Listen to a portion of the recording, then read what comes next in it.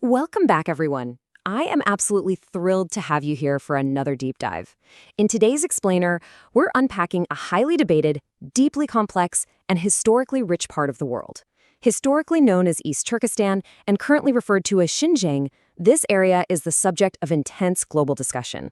The source material we're analyzing today provides a very specific lens on its history, its vast wealth, and its rapidly changing demographics. So get comfortable and let's unpack this text together. Okay, let's dive into this. Just to wrap our heads around the sheer scale we're dealing with here, 1.7 million square kilometers. That is massive. To put that into perspective, that is roughly 1/5 of China's entire landmass. We aren't just talking about a small province. We are looking at a colossal, expansive territory that has played a major historical role simply by virtue of its massive size and geographic location. Here is our roadmap for today. We'll be hitting 6 main areas: geography and identity, a millennium of history, the wealth paradox, post-1949 restrictions, demographics and twin kinship, and finally, the international response. Let's get right to it. First up, Section 1, Geography and Identity. To truly understand the claims being made, we first need to understand the people who call this massive region home. The source material roots its analysis in the region's native population of nearly 10 million Uyghur Muslims and may possess a completely distinct cultural identity. They speak Turkic languages, which are entirely different from Mandarin, and they use the Arabic script. The text frames this unique linguistic and cultural heritage as the absolute core of the region's identity. So, how did this unique cultural identity develop over time? Let's roll into Section 2, a millennium of history. The timeline laid out by our source goes way, way back. We're talking the 1st century of the Islamic calendar, when Islam was first introduced to the region by the military commander Qutayba bin Muslim.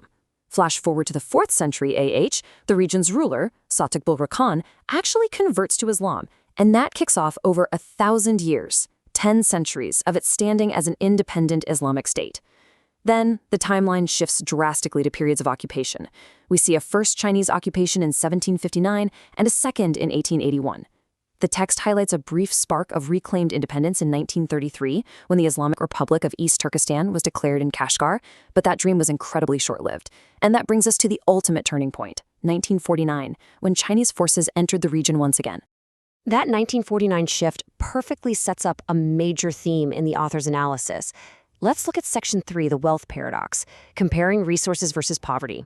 Now, what is truly staggering is the mind-blowing amount of natural wealth buried right under the surface. The data indicates the region holds 25% of China's total oil reserves and 28% of its natural gas reserves. But it doesn't stop there. It also contains abundant deposits of gold, coal, and uranium. From a purely resource perspective, this land is an absolute economic powerhouse. So the crucial point the author makes is this. Despite this vast, almost unimaginable natural wealth sitting directly beneath their feet, the text claims that 80% of Uyghur Muslims currently live below the poverty line.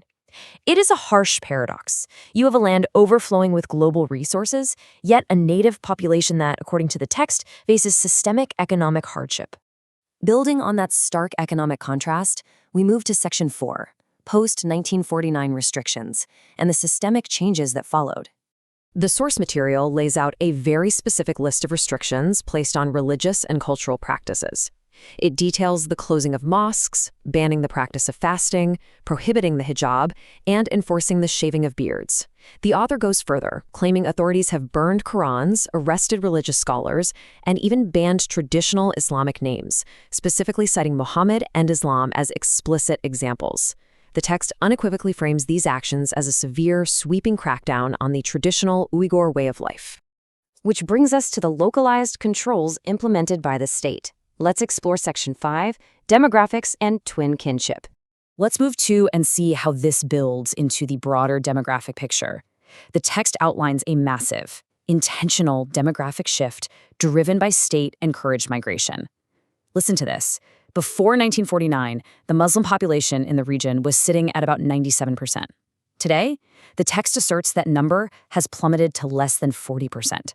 The scale of that demographic flip is just astounding. Now, alongside those macro population shifts, the author highlights a very specific localized policy known as twin kinship.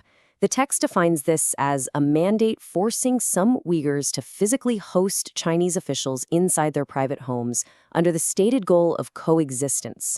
However, the author raises serious red flags here, stating this practice results in a total loss of privacy and acts as a direct, intimate threat to cultural and religious identity right inside their own living rooms. So, with all this historical, economic, and social data the author has presented, how has the rest of the world reacted? That brings us to our final part, Section 6, the international response. The author arrives at an incredibly stark conclusion regarding the global community.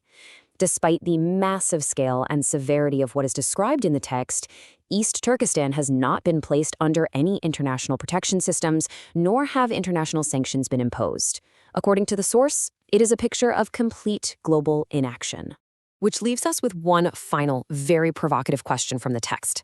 Why does the international community remain completely inactive despite the region's vast economic resources?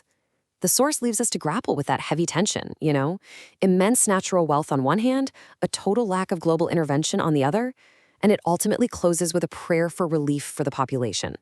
Thank you so much for joining me for this explainer. I really hope unpacking this source material has helped you grasp the complex perspectives surrounding this region.